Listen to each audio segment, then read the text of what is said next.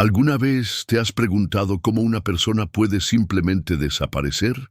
No en una carretera desierta o en una noche oscura, sino a plena luz del día, rodeada de cientos de testigos, en medio de la fiesta más vibrante de su ciudad. Cómo una mano pequeña puede soltarse de la de su madre y en un parpadeo evaporarse de la faz de la tierra como si nunca hubiera existido. Esta no es una pregunta retórica, es la cuestión que atormenta al pueblo colonial de San Zacarías en México desde hace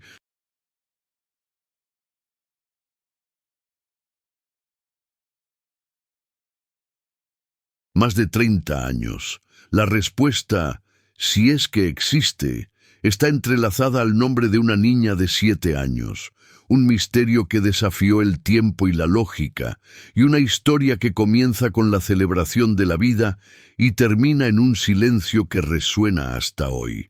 Su nombre era Itzel, y su desaparición no fue un simple caso de persona perdida, fue una fractura en la propia realidad, un acto de prestidigitación cruel que dejó atrás una herida abierta y la sensación de que fuerzas mucho más antiguas y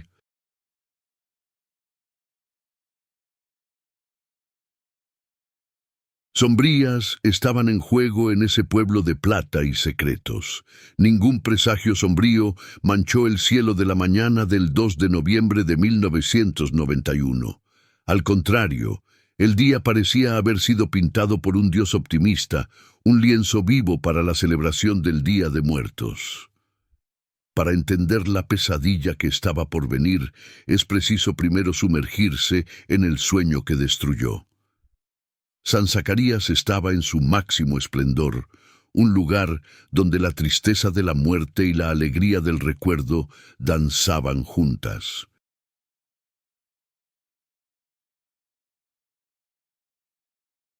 El aire era denso, con el perfume casi narcótico de las flores de cempasúchil, una alfombra naranja que guiaba a las almas de los muertos, mezclado con el aroma sagrado del incienso de copal y las tentaciones terrenales del elote asado y del pan de muerto.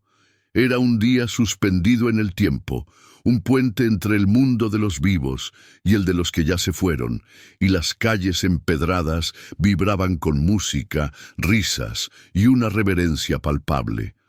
Familias enteras caminaban en una peregrinación de amor y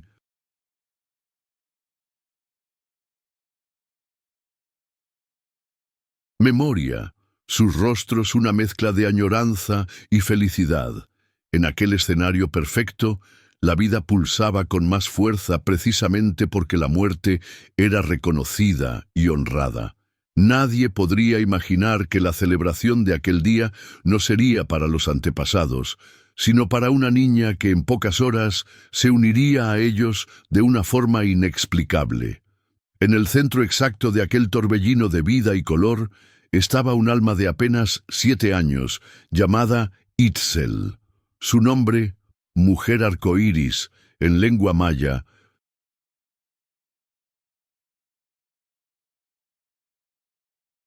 parecía la descripción perfecta para la niña de vestido amarillo sol que saltaba por las piedras de la calle, su cabello oscuro meciéndose con cada brinco.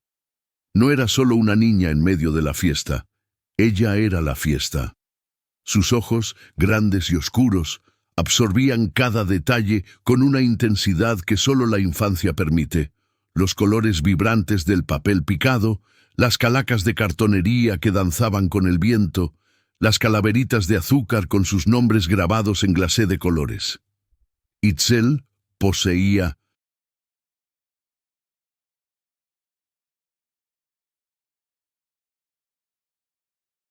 una curiosidad silenciosa, una capacidad de conectarse con la magia invisible del mundo.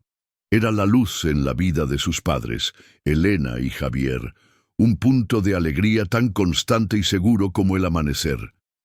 En aquel momento, era la inocencia personificada, la prueba viva del amor y de la esperanza que sus padres depositaron en aquel mundo, sin saber que estaban a punto de descubrir la profundidad de su opuesto, la desesperación absoluta. La fortaleza que protegía a Itzel era el amor de su familia.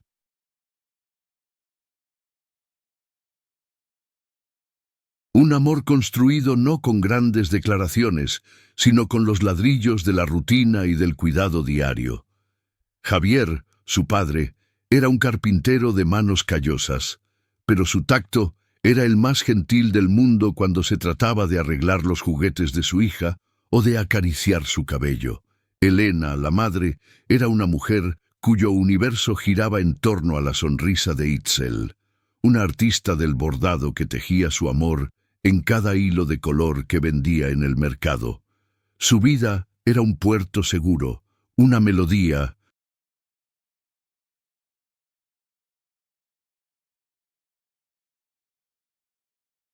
Simple y armoniosa, hecha de desayunos compartidos, caminatas a la escuela e historias contadas antes de dormir. Su amor era un hecho, una verdad tan sólida como las montañas que rodeaban San Zacarías. Pero aquel día aprenderían de la forma más brutal que incluso las fortalezas más impenetrables tienen un punto ciego, un único segundo de vulnerabilidad capaz de permitir que la tragedia entre y devaste todo, dejando atrás solo las ruinas de una vida que un día fue feliz. Antes de continuar, me encantaría saber desde dónde nos estás viendo. Estas historias cobran aún más sentido cuando nos damos cuenta de cuánto resuenan en tantos lugares diferentes. El misterio de Itzel comenzó en un pequeño pueblo en México, pero el dolor de la pérdida y la angustia de la búsqueda son sentimientos universales que nos conectan a todos. Es una alegría inmensa ver cómo estas narrativas tocan tantos corazones y crean una comunidad en torno a la empatía y la memoria. Deja tu comentario y cuéntame desde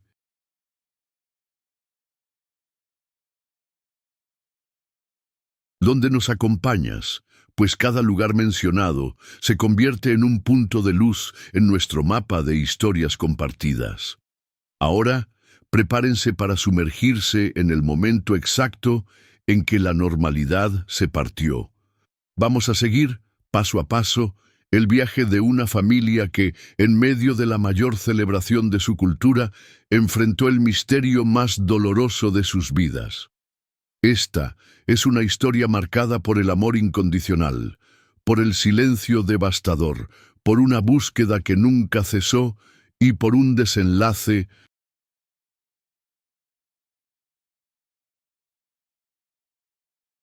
que 3 décadas después, pocos podrían siquiera imaginar.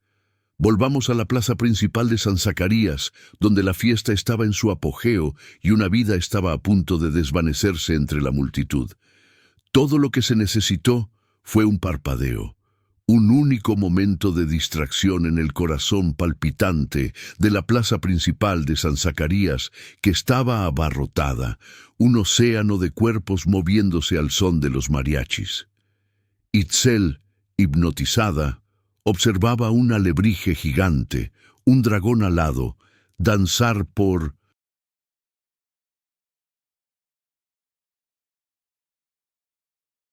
encima de su cabeza. Viendo el puro deleite en el rostro de su hija, Javier, el padre, se giró hacia el puesto de al lado. Un movimiento rápido para comprarle una calaverita de azúcar con su nombre.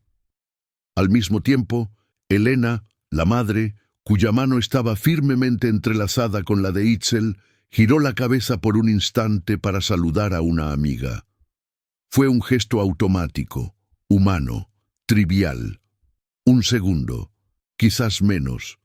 Pero cuando sus ojos volvieron al lugar donde su hija estaba, el vestido amarillo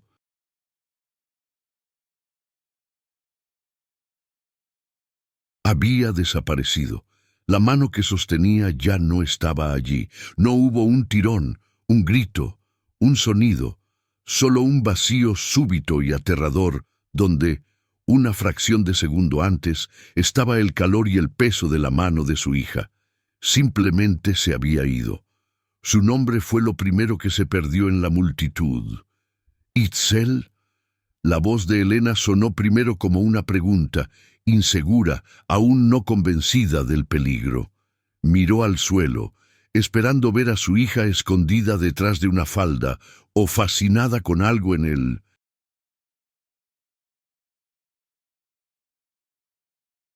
suelo. ¡Javier!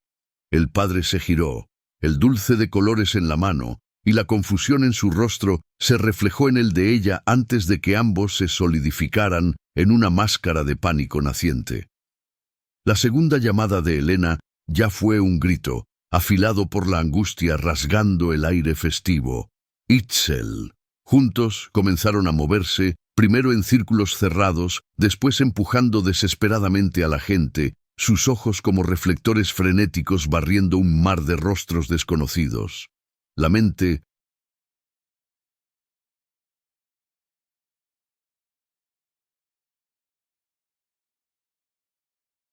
racional todavía intentaba decirles que estaba cerca, que era imposible desaparecer así. Pero un terror helado, una certeza visceral y primitiva, ya trepaba por sus espinas dorsales, gritando que lo imposible acababa de suceder. En un instante, la fiesta se convirtió en un monstruo. La celebración que antes los acogía ahora los sofocaba, una entidad cruel e indiferente a su dolor. La música de los mariachis se transformó en una banda sonora de pesadilla, una cacofonía que se burlaba de su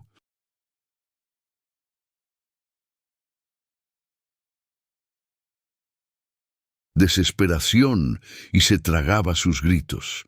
Las caras pintadas de calavera, antes un símbolo de honra a los muertos, ahora parecían presagios grotescos, sus sonrisas fijas y sus órbitas vacías siguiendo cada movimiento frenético de Elena y Javier. Cada risa de niño era una puñalada en sus corazones, cada destello de una tela amarilla a lo lejos era una ola de esperanza que se rompía violentamente contra las rocas de la realidad. Su mundo, antes vasto y lleno de posibilidades, se encogió a las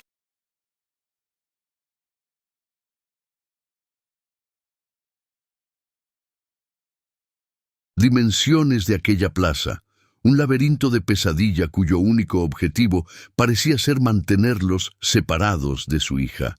La alegría a su alrededor ya no era alegría, era una barrera, un muro de sonido y color que los aislaba en su agonía. El terror no habla el mismo idioma que los formularios y los procedimientos. Cuando los policías llegaron con sus uniformes impecables y sus libretas de notas, parecían pertenecer a otra dimensión. Sus preguntas, aunque necesarias, eran sal en la herida,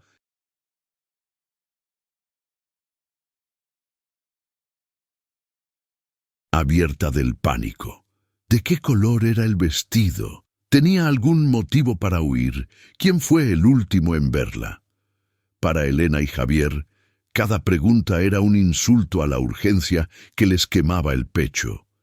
El tiempo para ellos se había fragmentado en antes y después de la mano suelta, y cada segundo que pasaba era una eternidad de tortura.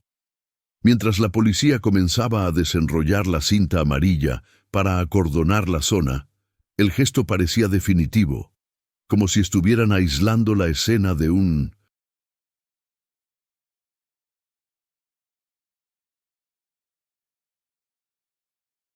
crimen, no el lugar donde una niña se perdió.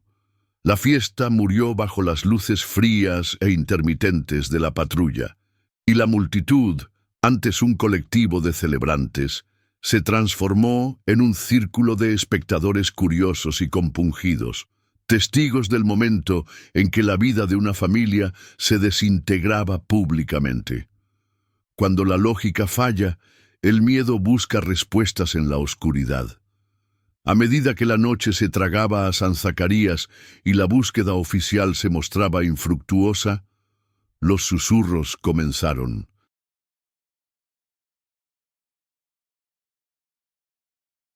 Primero bajos, después más atrevidos, las historias que eran el folclore sombrío del pueblo salieron a la luz. Los más ancianos, con los rostros surcados por el tiempo y la superstición, hablaban de los túneles, la ciudad subterránea de pasadizos mineros que serpenteaba bajo las calles empedradas. Eran leyendas sobre entradas secretas en bodegas antiguas, sobre un laberinto oscuro que ya se había tragado a otros curiosos a lo largo de los siglos. Hablaban de rituales olvidados, de pactos hechos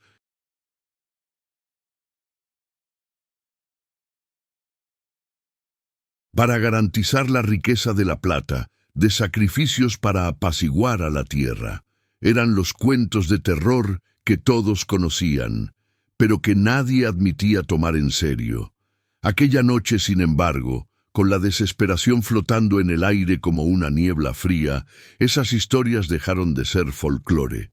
Se convirtieron en una posibilidad aterradora, una explicación sobrenatural para un suceso que desafiaba cualquier lógica y que encajaba perfectamente en el alma antigua y misteriosa de San Zacarías.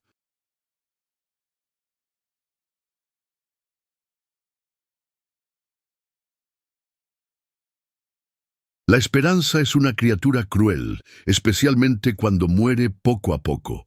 En el primer año tras la desaparición de Itzel, la casa de Elena y Javier todavía vibraba con la energía frenética de la búsqueda. Mapas cubrían la mesa de la cocina, marcados con alfileres y anotaciones. El teléfono sonaba incesantemente, videntes ofreciendo visiones turbias, extraños jurando haber visto a una niña de vestido amarillo en una ciudad lejana, y la policía, con su compasión burocrática y su falta de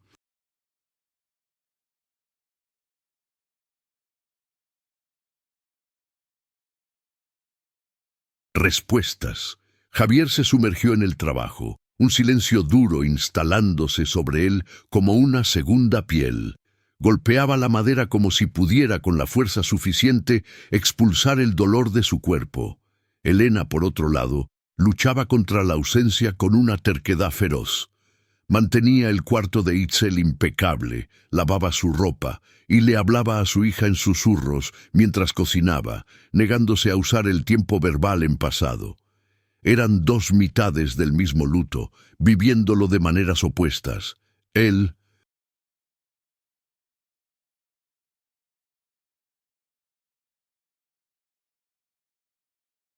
cerrándose al mundo. Ella, manteniendo la puerta abierta, pero con cada amanecer que no la traía de vuelta, una pequeña luz se apagaba dentro de ellos, y el silencio entre los dos crecía, llenado solo por la presencia fantasmagórica de la hija que no estaba allí. 10 años después, el nombre de Itzel ya no era un grito de búsqueda, sino un susurro de luto. El pueblo de San Zacarías, con la inevitable resiliencia de los vivos, siguió adelante. Nuevos niños nacieron, nuevas tiendas abrieron, y la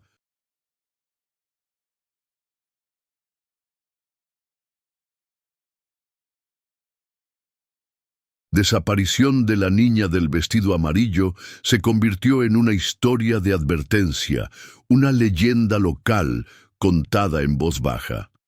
Para Elena y Javier, sin embargo, el tiempo se había detenido el 2 de noviembre de 1991.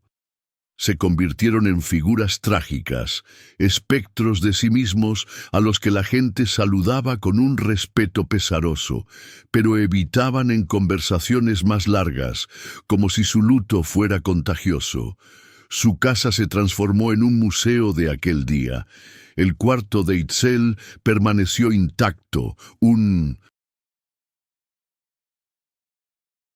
santuario silencioso donde los juguetes acumulaban una fina capa de polvo, y la ropa en el armario pertenecía a una niña de 7 años, que en el mundo real ya tendría 17. El dolor ya no era una tormenta, sino una condición climática permanente, un cielo gris bajo el cual vivían todos sus días. Todavía existían, pero ya no vivían. Eran los guardianes de una memoria, prisioneros de un único momento en el tiempo, mientras el mundo allá afuera continuaba su danza indiferente. ¿Cómo se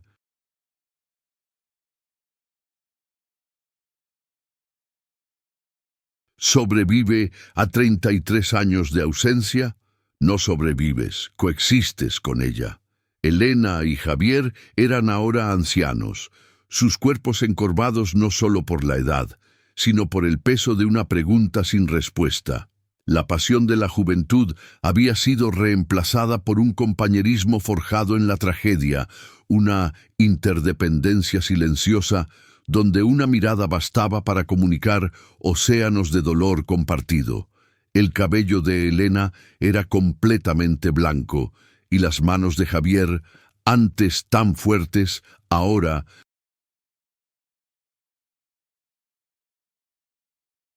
temblaban ligeramente. La búsqueda activa había cesado hacía mucho tiempo, pero el ritual de la memoria permanecía. Cada año, en el día del cumpleaños número 40 de Itzel, una mujer que ni siquiera podían imaginar, Elena horneaba un pequeño pastel. No cantaban, solo se sentaban a la mesa de la cocina en silencio, frente a la vela encendida, honrando a la hija que estaba congelada en sus mentes como una eterna niña de 7 años. Su luto era ahora una cosa tranquila, una presencia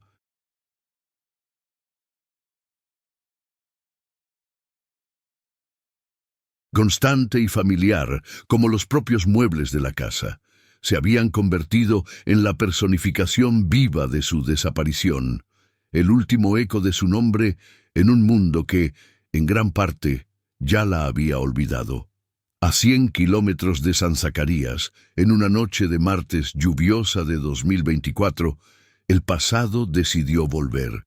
En el Hospital General de la ciudad vecina, la enfermera Sofía estaba en la cúspide de un turno doble, moviéndose entre el caos controlado de la unidad de cuidados intensivos con un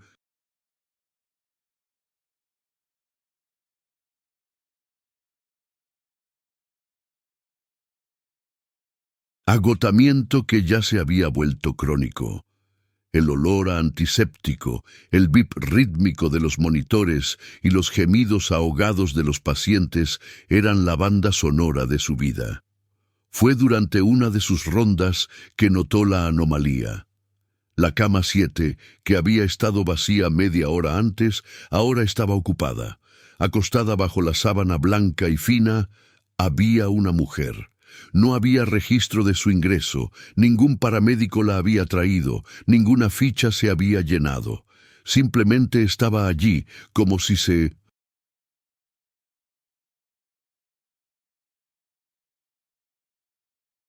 hubiera materializado del aire húmedo de la noche.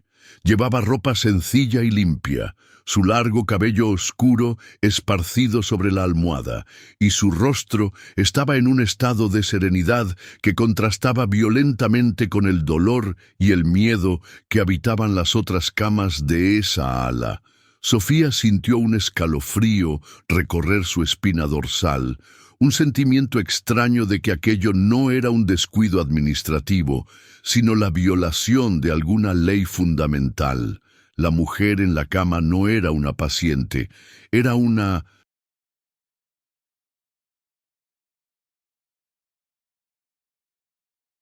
imposibilidad.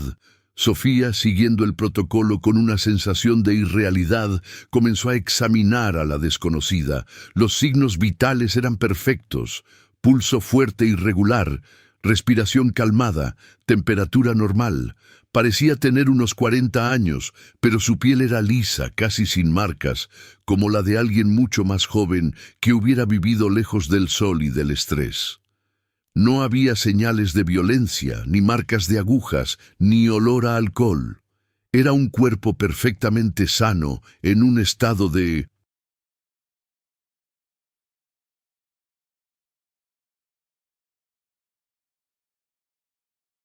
inconsciencia profunda. Fue al revisar el pulso en su muñeca izquierda que Sofía encontró la única pista, el único detalle bizarro en aquel lienzo en blanco. Un tatuaje, dos palabras escritas en una caligrafía latina elegante y arcaica. Anima inversa. La tinta era de un negro tan intenso y la piel tan inmaculada que parecía hecha momentos atrás. Sin embargo, no había enrojecimiento, hinchazón o sensibilidad. Era una herida fresca que parecía curada desde hacía años. Una contradicción física que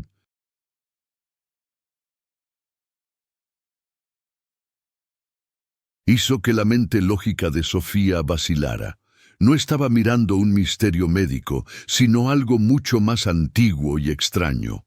La burocracia hospitalaria no tiene categorías para lo inexplicable. La llegada de la desconocida de la cama 7 causó una pequeña ola de confusión que se extendió por el equipo nocturno. Los médicos la examinaron, igualmente perplejos. Se tomaron muestras de sangre, pero los resultados no llegarían hasta la mañana. Se notificó a la policía y 2 oficiales aparecieron.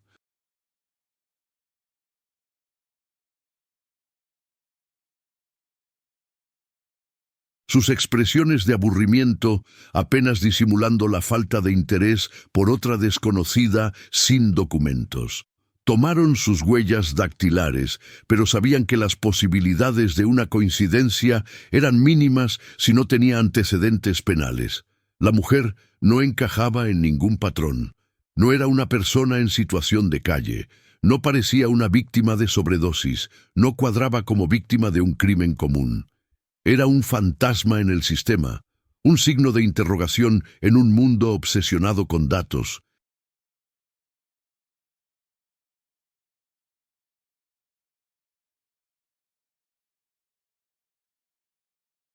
Registros e identificaciones.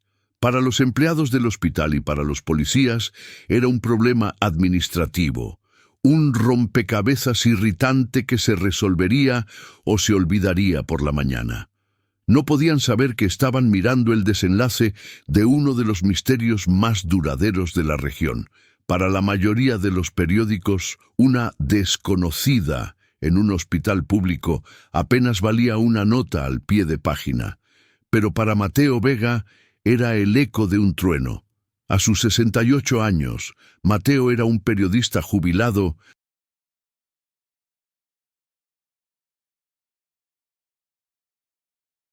que se negaba a parar. Desde su oficina abarrotada en San Zacarías, un santuario caótico de archivos amarillentos, mapas antiguos y libros sobre folclore local, mantenía un blog poco leído, pero ferozmente dedicado a los casos archivados y a las leyendas no resueltas de la región. Era el guardián de las historias que todos preferían olvidar. Aquella mañana de miércoles, mientras tomaba su café y navegaba por pequeños portales de noticias locales, una nota minúscula llamó su atención. Mujer no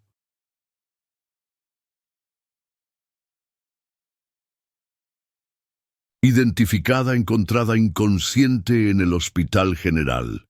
Fue la descripción lo que lo detuvo.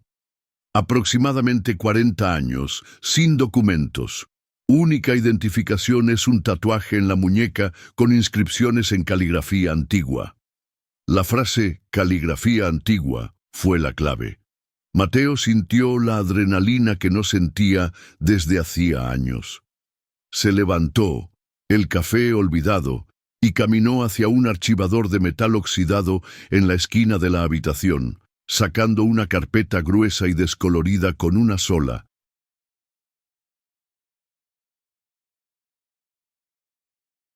palabra en la etiqueta: Itzel. Mateo no creía en coincidencias, solo en patrones que los demás eran demasiado perezosos para ver. Abrió la carpeta de Itzel sobre la mesa y el olor a papel viejo llenó el aire. Allí estaban las fotos de la niña sonriente, las copias de los informes policiales, los testimonios de los testigos y sus propias anotaciones febriles de 1991. Pasó décadas obsesionado con aquel caso, no por la desaparición en sí, sino por los detalles extraños que la investigación oficial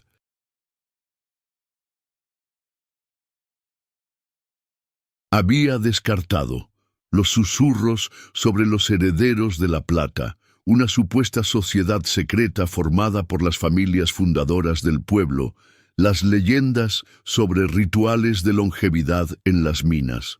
Rebuscó en sus notas hasta encontrar lo que buscaba. La transcripción de una página del diario de un sacerdote del siglo XIX que mencionaba un ritual pagano prohibido, una ceremonia de inversión del alma. El nombre del ritual, escrito en una caligrafía temblorosa, era Anima Inversa, y el diario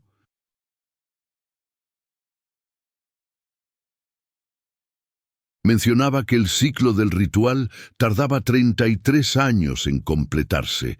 33 años. El corazón de Mateo se disparó. La niña desaparecida en 1991. La mujer que aparece 33 años después. No era una conexión, era una confirmación. Necesitaba llegar a ese hospital. Despertar sin un pasado es como nacer gritando en medio de la oscuridad. Los ojos de Itzel se abrieron a la blancura aséptica de un techo desconocido. El primer sentimiento no fue confusión, sino terror puro y absoluto. Un bip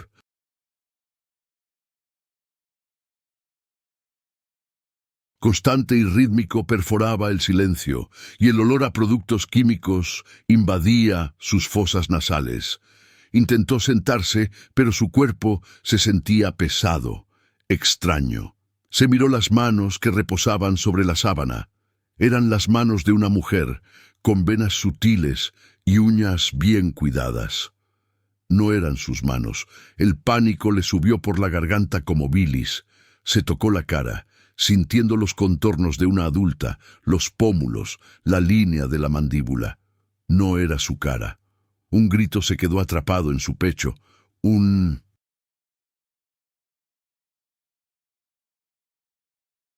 sonido sin voz. ¿Quién era ella? ¿Dónde estaba?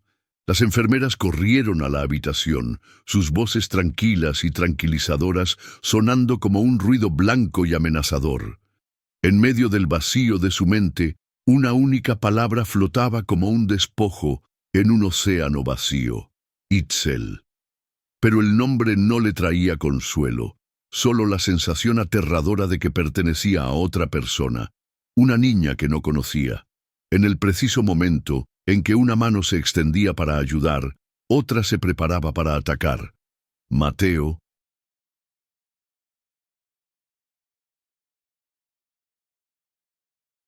usó su antigua credencial de prensa y una mentira bien contada sobre ser un tío lejano para poder entrar en la habitación. Encontró a la mujer, Itzel, acurrucada en la cama, con los ojos desorbitados por el pavor. Con la voz más amable que pudo, se acercó. «¿Itzel?», dijo suavemente.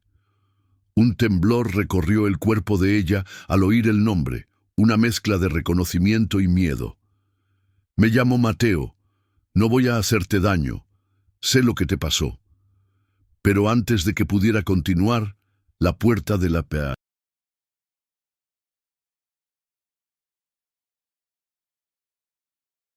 habitación se abrió. Dos hombres altos, vestidos con uniformes de auxiliares de enfermería, entraron con una camilla. «Tenemos que llevarla a hacerle una tomografía», dijo uno de ellos, la voz neutra, pero los ojos fríos como el hielo.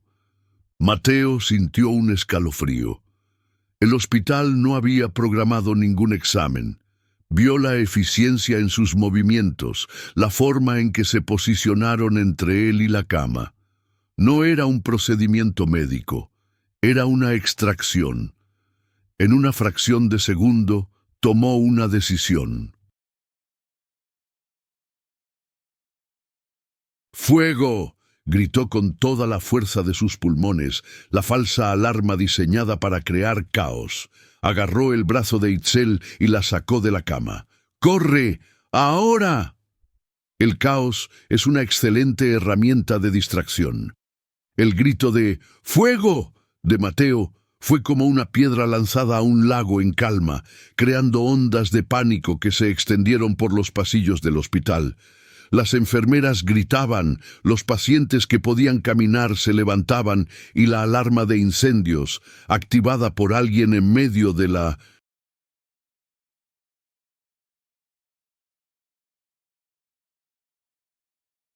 confusión, comenzó a sonar su grito estridente e impersonal.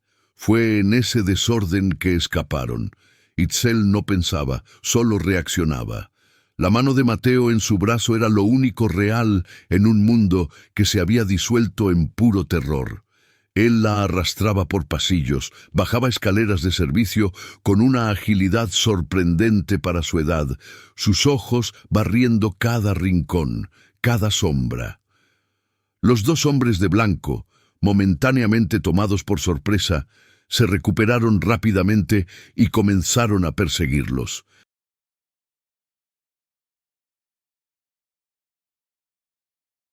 Pero la multitud en pánico era un escudo impenetrable.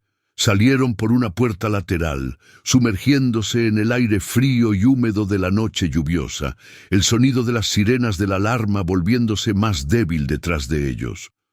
Mateo no dejó de correr hasta que estuvieron a varias manzanas de distancia, donde prácticamente los arrojó dentro de un taxi viejo, jadeando una dirección al conductor. Su refugio era la antítesis del peligro que enfrentaban. La habitación de un motel de carretera, con un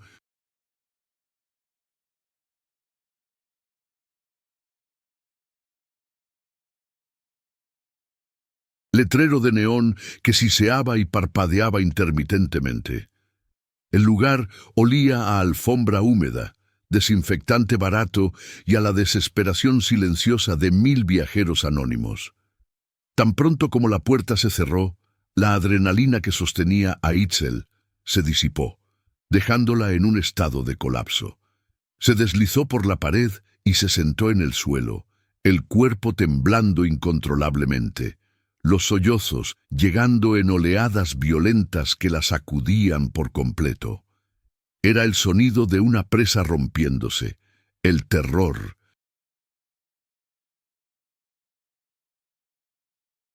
Y la confusión de su despertar, finalmente encontrando una salida. Mateo la observaba con una expresión de profunda compasión y urgencia. Cerró la puerta con llave, colocó una silla bajo el pomo y corrió las cortinas raídas, creando una frágil burbuja de seguridad en aquel universo de hormigón y soledad. Sabía que su tiempo era limitado. Los hombres del hospital no eran ladrones comunes, eran cazadores y no se rendirían fácilmente. Aquella habitación no era una fortaleza, era solo una pausa, un breve momento para respirar antes de sumergirse de nuevo en la pesadilla. Cuando los sollozos de Itzel finalmente se calmaron, transformándose en un temblor silencioso, Mateo se acercó con cuidado, como si estuviera frente a un animal asustado. Se arrodilló frente a ella, a una distancia respetuosa, y colocó una gastada carpeta de archivos en el suelo entre ellos. «Sé que nada de esto tiene sentido para ti», comenzó, la voz baja y ronca.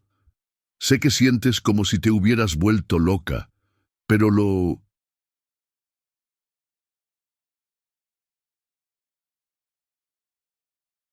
que pasó en el hospital, eso fue real.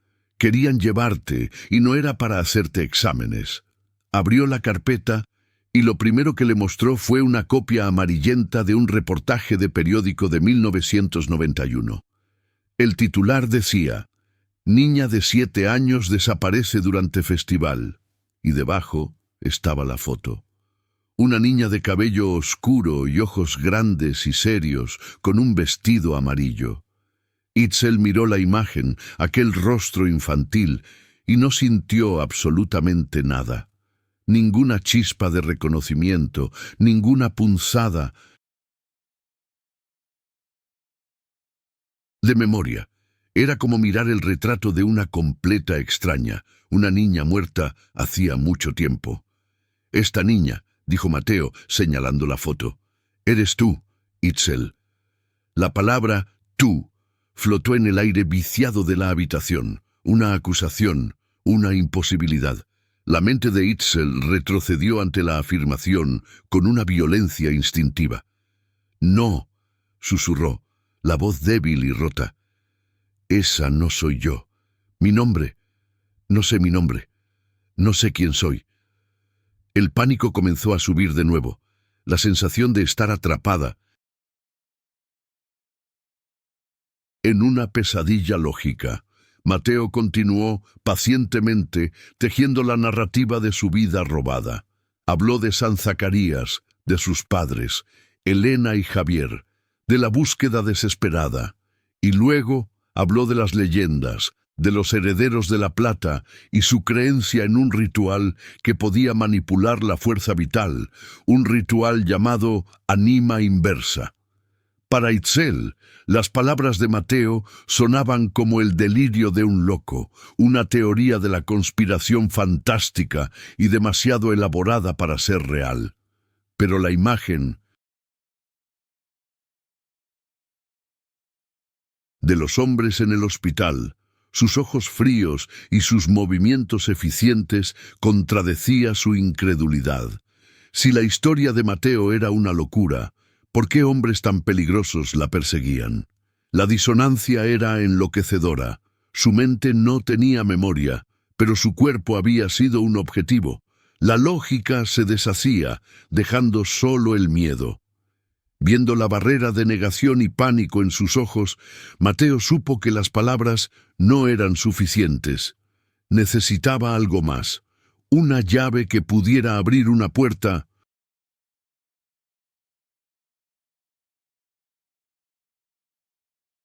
cerrada en su mente. Rebuscó en su bolso y sacó su bien más preciado, el objeto que había sido el centro de su obsesión durante décadas. Era un mapa, o más bien un trozo de pergamino antiguo, frágil y manchado por la humedad, cubierto por finas líneas dibujadas a mano. Esto, dijo, desdoblándolo con un cuidado reverente, es un mapa de los túneles bajo San Zacarías. No los túneles principales, sino los pasadizos secretos, los que usan los herederos. Lo puso en el suelo, frente a ella. El mapa era una telaraña de corredores y cámaras, con anotaciones en una caligrafía casi ilegible. Itzel miró el objeto antiguo, sintiéndose distante, desconectada. «No entiendo qué», comenzó a decir, pero Mateo la interrumpió suavemente. «Solo tócalo», le pidió. «Por favor». Dudando, sintiéndose tonta por seguir la instrucción de un hombre que parecía creer en cuentos de hadas sombríos, Itzel extendió la mano. En el momento en que la punta de sus dedos rozó la superficie seca y quebradiza del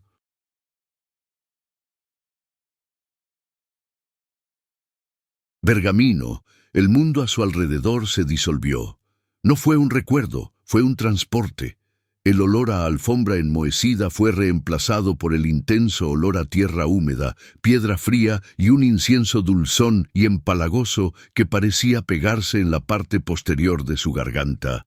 El sonido siseante del neón del motel dio paso a un canto bajo y rítmico, palabras en latín que no entendía, pero cuya cadencia resonaba en sus huesos. Sintió el frío de un altar de piedra contra su espalda y vio, no con sus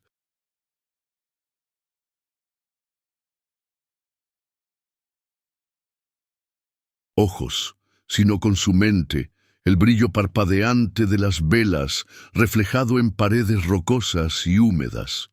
Fue un flash que duró solo un segundo, pero la dejó sin aliento, con el corazón martilleando en el pecho y el sudor frío brotando en su frente. Retiró la mano como si hubiera tocado fuego, miró a Mateo con los ojos desorbitados por un terror nuevo y diferente. «Yo olí eso», tartamudeó.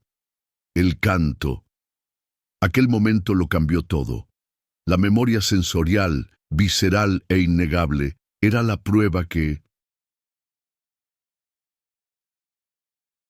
ni la lógica más cuerda podría refutar. La historia de Mateo ya no era una fantasía. Era el eco de algo real que vivía dentro de ella, dormido en algún lugar profundo de su mente fracturada. El miedo no desapareció, pero ahora tenía un foco. Ya no era el miedo a lo desconocido, sino el miedo a un pasado conocido que había sido enterrado vivo. «No terminaron», dijo Mateo, la voz grave, entendiendo perfectamente el significado de lo que acababa de suceder. «El ritual fue interrumpido. Te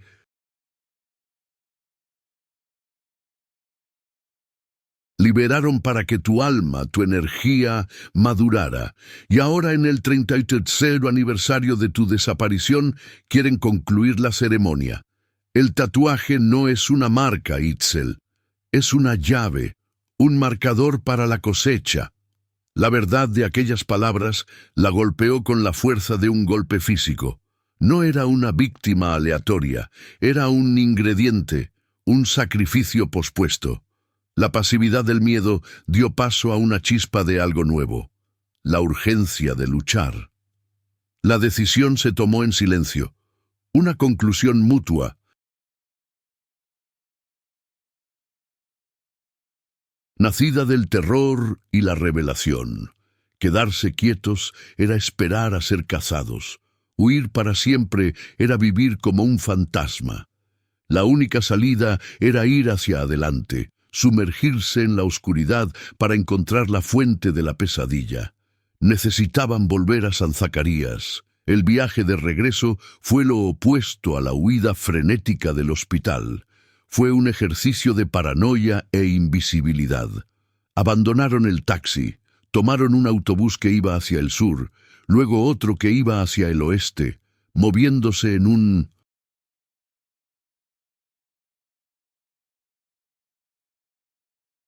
zigzag diseñado para confundir a cualquier rastreador. Mateo, con su experiencia en investigaciones, era metódico. Pagaban todo en efectivo, evitaban las cámaras, hablaban poco. Pero la sensación de ser cazados era una presencia constante. Itzel veía la amenaza en cada coche que parecía seguirlos demasiado tiempo, en cada rostro que la miraba un segundo más de lo normal. Los herederos de la plata no eran solo hombres de blanco en un hospital. Eran una sombra con muchos ojos, una red de poder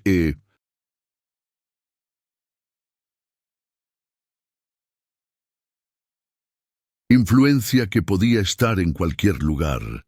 Llegaron a San Zacarías, como ladrones en la noche, al amparo de una luna nueva que hacía las sombras del pueblo aún más profundas. Para Mateo era un regreso a un campo de batalla familiar. Para Itzel era como pisar suelo alienígena. Las calles empedradas, la silueta de la iglesia colonial contra el cielo sin estrellas, las paredes de colores que parecían sombrías y descoloridas en la oscuridad, nada le despertaba familiaridad, solo una sensación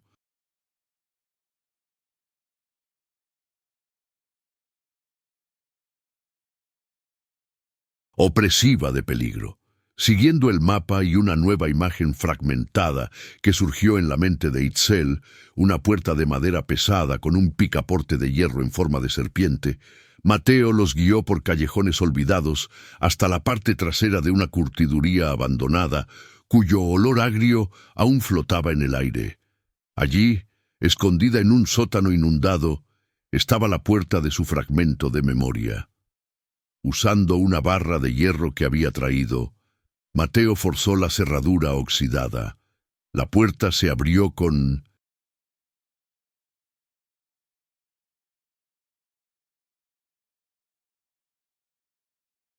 un gemido largo y protestante, revelando un tramo de escaleras de piedra que descendía a una oscuridad total y absoluta. El aire que subió de los escalones era antiguo, frío y muerto, cargando el mismo olor a tierra húmeda y descomposición que Itzel había sentido en su visión. Era el aliento del laberinto. Por un momento dudó en el umbral. el instinto gritándole que se diera la vuelta y corriera lo más lejos posible de aquel lugar. Pero entonces miró el tatuaje en su muñeca, las palabras ánima inversa. Aquella marca era una sentencia, una cadena que la ataba a ese destino. Quedarse en el mundo de la superficie era permanecer como una hoja en blanco, una marioneta esperando que sus amos cortaran los hilos. La única oportunidad de tener una vida, de forjar una identidad propia, estaba allí abajo, en el corazón de su propia pesadilla. Con una resolución nacida de la más pura desesperación, dio el primer paso hacia abajo, seguida de cerca por Mateo, que encendió una potente linterna, su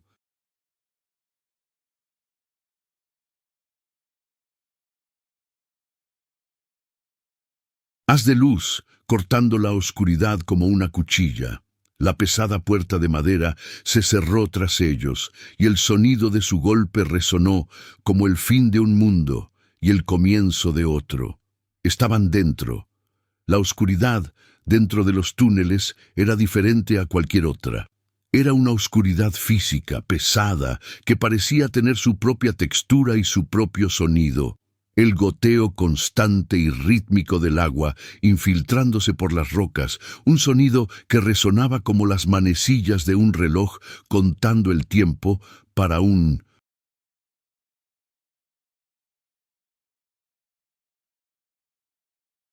evento terrible. El haz de luz de la linterna de Mateo cortaba la negrura, revelando paredes de roca húmeda que brillaban como si estuvieran sudando, y el suelo irregular, cubierto de escombros y charcos de agua estancada.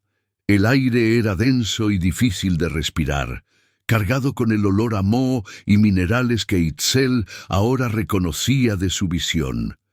Se sentía asfixiada, no solo por el ambiente, sino por la sensación de estar caminando por las venas de un monstruo dormido. No hablaban, ahorrando aliento y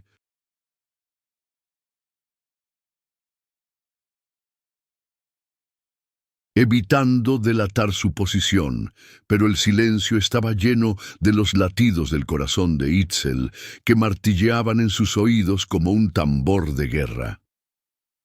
Era un mundo primitivo, olvidado por el sol, un lugar donde las reglas de la superficie no aplicaban. No era el mapa lo que los guiaba ahora, sino los fantasmas en la mente de Itzel. De vez en cuando se detenía, la cabeza inclinada como si escuchara una instrucción inaudible. Por aquí, susurraba, señalando una bifurcación o un pasadizo.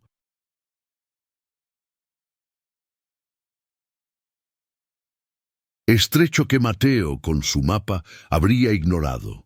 Eran flashes, fragmentos de memoria que no formaban una imagen completa, pero actuaban como un instinto, una brújula rota que aún apuntaba al norte.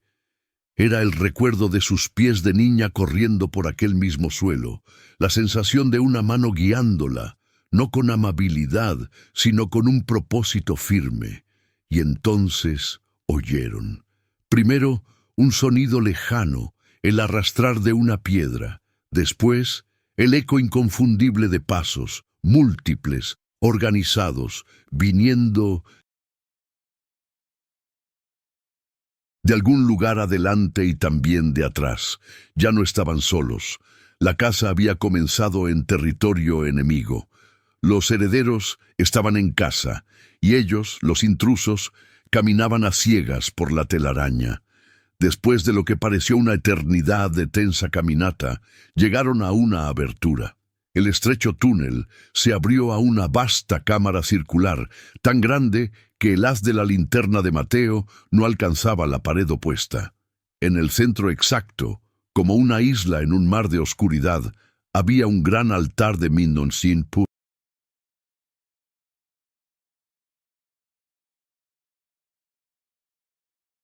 Piedra negra, pulida por el tiempo y el uso. Era el lugar de su visión. Itzel sintió un frío recorrer su cuerpo, un reconocimiento que era a la vez aterrador y extrañamente familiar.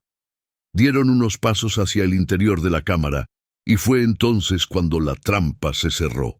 Desde decenas de aberturas en los túneles circundantes, haces de luz de lámparas de aceite se encendieron simultáneamente, bañando la cámara en una luz amarillenta y parpadeante. Figuras encapuchadas emergieron,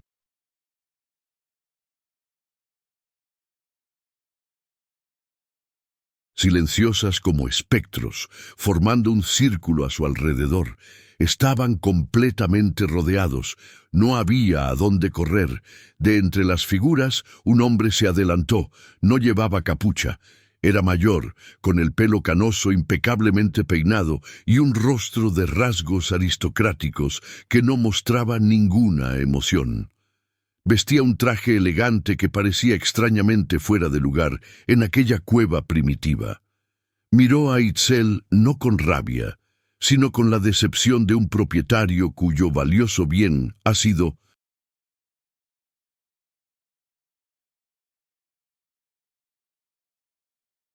dañado. «Bienvenida de vuelta, Itzel», dijo, su voz tranquila y culta resonando en la cámara. «Fue una estupidez traer a un extraño aquí.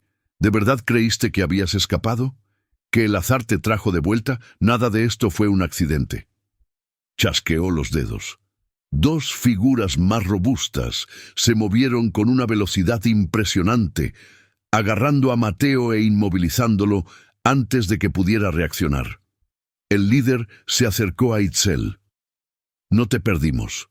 Te liberamos. Un alma necesita experiencia, vida».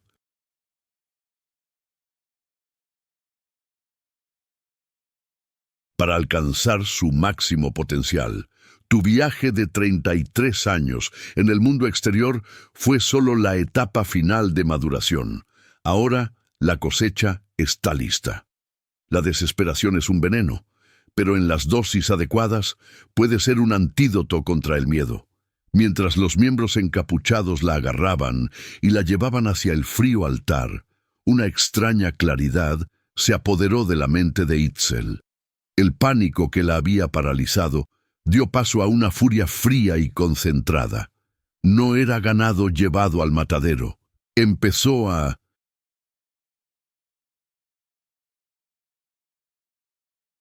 observar, a absorber cada detalle con la intensidad de quien solo tiene segundos de vida.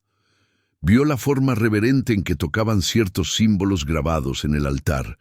Vio la precisión con la que uno de ellos preparaba un pequeño brasero con hierbas, cuyo olor era exactamente el de su flashback. Eran fanáticos, esclavos de su propia tradición, y la rigidez de un sistema es siempre su mayor debilidad. Fue entonces cuando otro recuerdo, más claro esta vez, afloró. Ella, de niña, observando un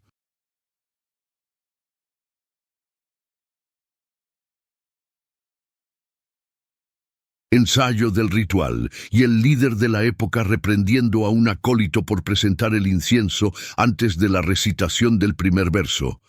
«El orden es la esencia», había gritado, «el orden». La mente de Mateo trabajaba en paralelo. Inmovilizado, no luchaba con fuerza bruta, sino con el cerebro. Analizó la situación, los guardias que lo sujetaban, la disposición de las figuras en la cámara, las fuentes de luz. Notó que la mayoría de las lámparas estaban sobre soportes de madera inestables, colocados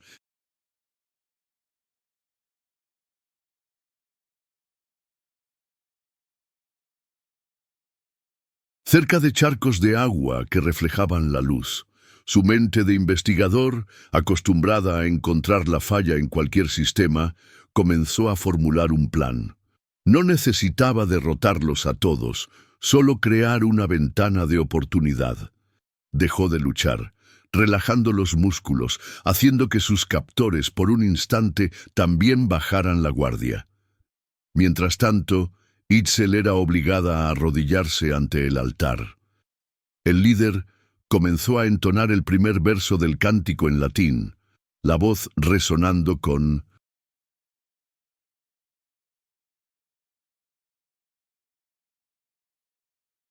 poder. Era ahora o nunca. Aquel sería el momento en que dejaría de ser una víctima para convertirse en un arma. En el instante exacto en que el acólito se acercó con el brasero de incienso humeante, Itzel actuó. Con un movimiento rápido, pateó el pequeño soporte del brasero, derribándolo. Las brasas y las hierbas se esparcieron por el suelo de piedra con un siseo, liberando un humo denso y acre. «¡Has profanado el inicio!», gritó uno de los miembros, horrorizado. La reacción fue inmediata. Seti.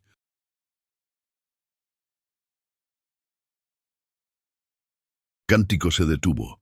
Las figuras encapuchadas se giraron hacia el sacrilegio, su disciplina momentáneamente rota por la quiebra del protocolo. El líder miró a Itzel con furia, su compostura finalmente resquebrajada. Fue la distracción que Mateo esperaba.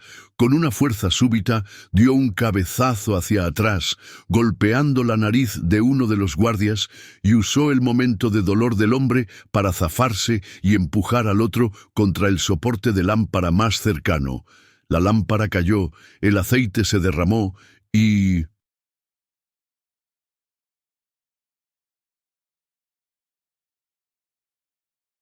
Las llamas lamieron el suelo, creando una pared de fuego y humo que dividió la cámara. El caos había sido sembrado. En la confusión, Itzel se levantó y corrió hacia el otro lado del altar, donde un gran cristal negro, del tamaño de un corazón humano, pulsaba con una débil luz interna. Era la fuente de todo. El líder, ignorando el fuego y el caos, corrió en su dirección. «¡Tonta!», gritó. «No sabes lo que estás haciendo». Se detuvo frente a ella, el fuego reflejándose en sus ojos. «Todavía hay una elección. Ayúdame a completar el ritual. Puedo devolvértelo todo.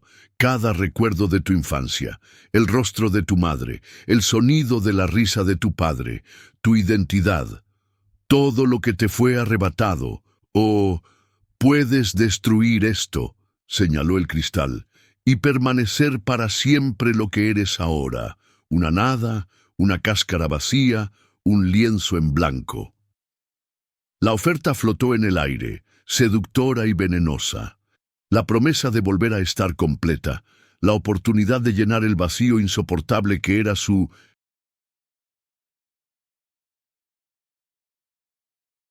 existencia.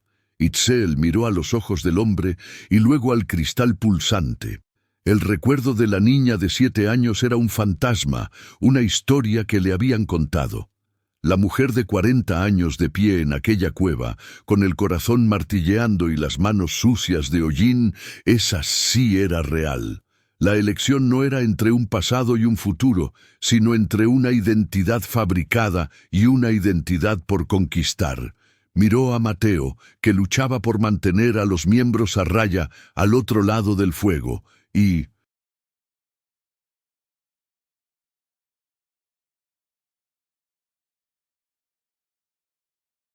encontró su respuesta. «Aquella niña se fue», dijo, la voz firme por primera vez desde que despertó, «pero yo estoy aquí». Con un grito que era una mezcla de dolor, rabia y liberación, agarró una piedra suelta del suelo y la golpeó contra el corazón de cristal con toda su fuerza. El sonido no fue el de un cristal rompiéndose, sino un grito sónico, una nota profunda y resonante que hizo temblar el suelo violentamente. El cristal se agrietó y la luz en su interior explotó en un destello cegador,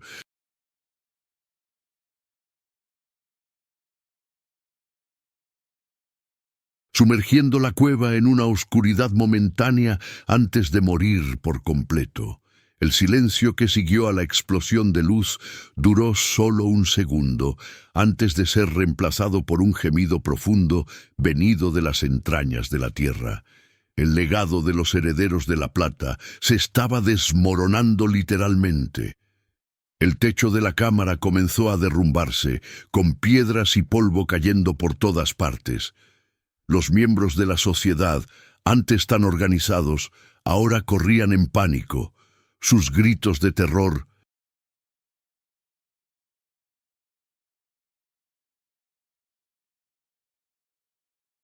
resonando por los túneles que se derrumbaban. Mateo corrió hacia Itzel, tomó su mano, una mano que ahora le pertenecía a ella, y comenzaron a huir. No necesitaban mapa, solo siguieron el camino inverso al derrumbe, corriendo por sus vidas mientras el mundo antiguo detrás de ellos era engullido por la tierra. Meses después, el sol se ponía sobre San Zacarías, pintando el cielo con los mismos tonos anaranjados de las flores de cempasúchil. Sentada en un banco de la plaza, la misma plaza donde todo comenzó, estaba Itzel. Se miró la muñeca izquierda, la piel era lisa, inmaculada. El tatuaje había desaparecido por completo. No recordaba a la niña del vestido amarillo, pero a veces, cuando el viento soplaba desde las montañas, creía poder oír el eco de su risa. Y por primera vez ella sonrió de vuelta, en paz. No como la niña que se perdió, ni como la mujer que fue encontrada, sino como la persona que eligió ser libre. Ahora que has acompañado este viaje marcado por el misterio y la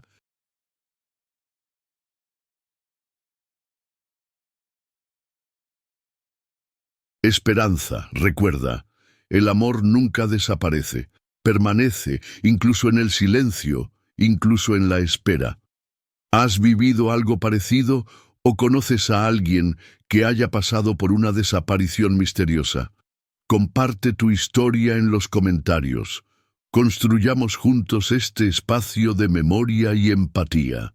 Si esta historia tocó tu corazón, suscríbete al canal y activa las notificaciones. Aquí, cada historia se cuenta con respeto y emoción, como debe ser. Haz clic en el video de al lado para conocer otro. Relato impresionante de desaparición. Una historia que, al igual que esta, te conmoverá profundamente. Fue un honor compartir esta historia contigo. Que nunca falte sensibilidad para escuchar y valor para recordar. Hasta el próximo video.